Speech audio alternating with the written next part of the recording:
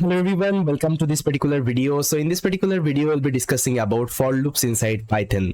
So in our previous video, we have already discussed about while loop, and I told you inside Python we are having two kinds of loop, like while loop and for loop. So in this particular video, we'll be discussing about this particular for loop. We'll try to understand this particular for loop with some example so that this particular concept would be more clear in your mind. So let's get started with this particular for loop. So here I'm going to create a new file and I'm going to name it as 16 for loop.ipynb. So here first of all, let's select the kernel. So I'll select this base kernel. See guys, for loop is nothing but again it's a loop. The way actually while loop works for the, let's say, repetitive task, it will run that particular task repetitively. So same thing also does this particular for loop. Okay, but syntax wise they are different. Let me tell you the for loop syntax, how we can write this particular for loop syntax. So see guys, this particular for loop is completely different from other programming language for loop. Okay, so if you remember in C and C++ or Java programming, we used to define the for loop in a different way. But okay, but here this particular for loop syntax is completely different. And it's like very easy to write this particular for loop, and this particular for loop is so powerful. It can work with so many data type. Okay, it can work with so many data type. I'll tell you why it is so powerful. Okay, one by one I will give you some of the example, then this part will be more clear. So if you want to define a for loop, so you can write this particular for keyword, and here you can mention I in range, and inside that you can give any kinds of number. Let's say I want to generate 1 to 10. Okay, I'll give this particular 1 to 11 because I told you in programming actually your last number would be excluded, so that's why you have to take one extra number. I think in for loop also I explain this particular concept, right? So this is the syntax of for loop, guys. Okay, so here you can see this for loop uses one range function, okay, to generate this particular number, to generate this particular index, and that particular index will store inside this particular I variable. So this particular variable name can be anything. It can be I, it can be J, it can be K, or any kinds of name you can define, but here I'm using I. You can use any kinds of naming convention here. Okay, it doesn't matter. See, if I print this particular I, now if I execute this particular program, you'll see that this particular program will generate number 1 to 10. You can see because in the range function I have defined 1 to 11. It will generate the number 1 to 10. Range function, you will try to generate a number. This particular range function will try to generate a number 1 to 10, 1 till 10. The range actually you are giving. If you are giving 11, it will generate till 10. Okay, if you are giving 12, it will generate till 11. See, okay, last number would be excluded always. Just always try to remember in programming. Okay, in Python, last number would be always excluded. So it will generate till 10 if you are giving 11. Okay, so what is the use of this particular range function? Range function will generate this particular index number. Okay, so this thing actually, but in while loop, we used to create this particular index separately. Okay, we used to create this particular index separately. I think you remember, we used to make a counter. After every loop, we used to update that particular number. But here, we don't need to use that particular approach. We can directly take this particular index with the help of this particular range function. That means what is happening? See, just try to consider instead of range, it is utilizing like that. 1, 2, 3, 4, 5, 6, 7, 8, 9, 10. Okay, like that. Like that. That means whenever you are running this particular for loop, it is first of all picking 1. It is coming inside I, it is printing. Then 2, coming inside I, it is printing. Then 3, 4, 5, 6, 7, 8, 9, 10, and so on. So this is the work of range function. So range function is generating this particular index, and I'm able to print this particular index. Okay, I hope this part is clear. And this is the syntax of for loop.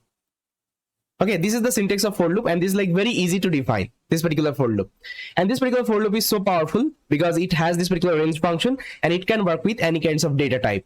Now you can ask me what kinds of data type I can work with. You can work with any kinds of data. Let me give you one example. Let's say if I write one for loop, so for I in, okay, for I in, let's say my name, Bappi. Okay, now if I just do print I, now again if I execute, see, so see, it will iterate my name one by one. First of all, it will take the B inside I, it will print, then A, then P, then P, then Y. So see, previously I was working with integer data. Now I'm working with string type data. Okay, now I'm working with string type data. You can also work with any other type data. Let me show you. Let's say you want to work with list type data. List I haven't taught you yet. I will teach you this particular list as well. What is this list? As of now, try to consider this is a list. Okay, now see, if I print, it can also iterate through the list. It can also iterate through tuple. Okay, it can also iterate through tuple. So this is called tuple. I'll also teach you this particular tuple concept. Everything I will teach you. See, with any kinds of data type, this particular for loop can work. Okay, so one thing I want to show you of this particular range function. See, this particular range function can take three input. So the first one is the lower range, the second one is the higher range, and the last one is the step value. Let's say step value is 2. Now what will happen? It will print the number after 2 steps. Let me show you. See, first of all, it will print 1, then it will exclude 2, then it will print 3, then it will ignore 4, it will print 5, then it will ignore 6, then 7 and 9. Okay, so this particular parameter is step parameter. Now see, if it is 3, it will exclude 2 number actually. See, 1, then 4, then 7, then 10. So you can play with this particular parameter. So if you need anything in future in your project, let's say you want to print the number by, let's say, excluding 1 or 2 number, what you can use this particular parameter at that time in the range function. So this is the concept of for loop. I think you got it.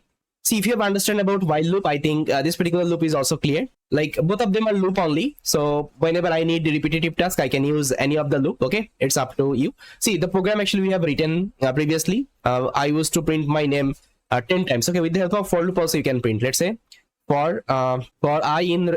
So for this I'll just write for I in range. Okay, I want to print my number 10 times. Okay, so what I will do, I'll give 1 to 11, and inside that I'm going to print my name. Okay, I'm going to print my name puppy. Now see, it will print my name 10 times. Okay, so the same task we can perform with the help of for loop, with the help of while loop.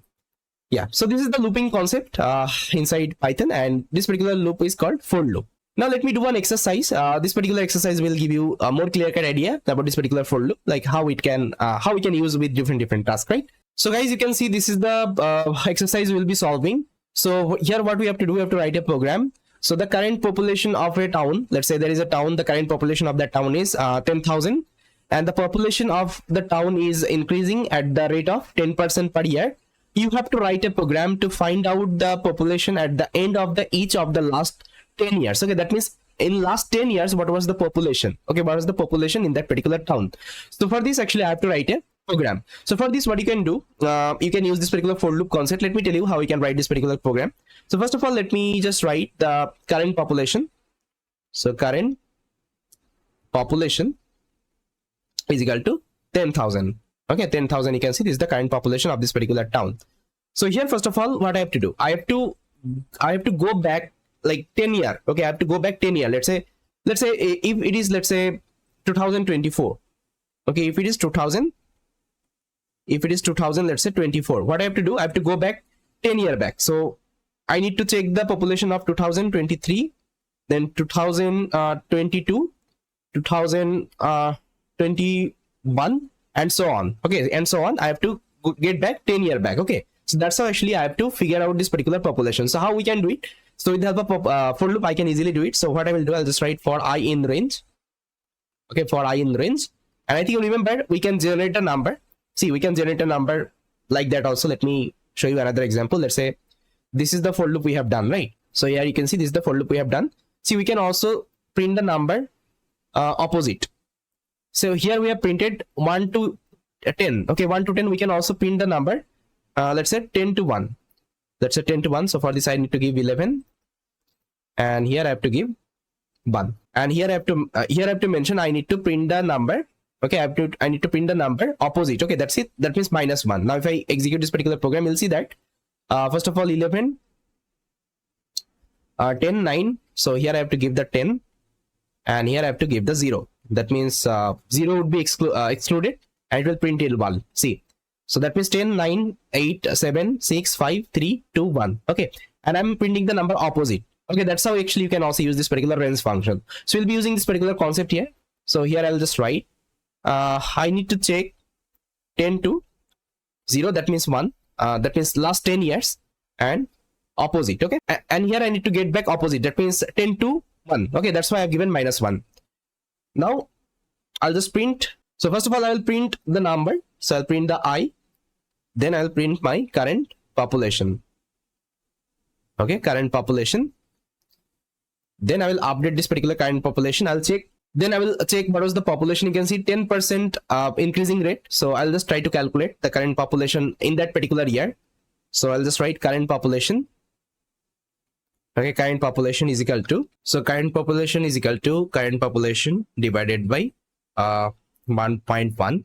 So this is the formula to calculate the population for this particular at the end each of the last 10 years. So now if I execute this particular program, you will see this particular output. So this is the the current population, and this is the previous year population. This is the previous year population. That's how you can see all the population listed down. Okay, so yes, that's how actually we can use this particular for loop with any kinds of problem statement. And going forward, we'll be doing so many projects and so many hands-on, okay, on top of it, and these particular things would be more clear. Some of the concepts are still left inside for loop, like the nested for loop. Then we'll be also learning about like break, continue statement. So in the next video, actually, we'll be discussing this part. So with that, guys, thank you so much, guys, for watching this particular video, and I will see you next time.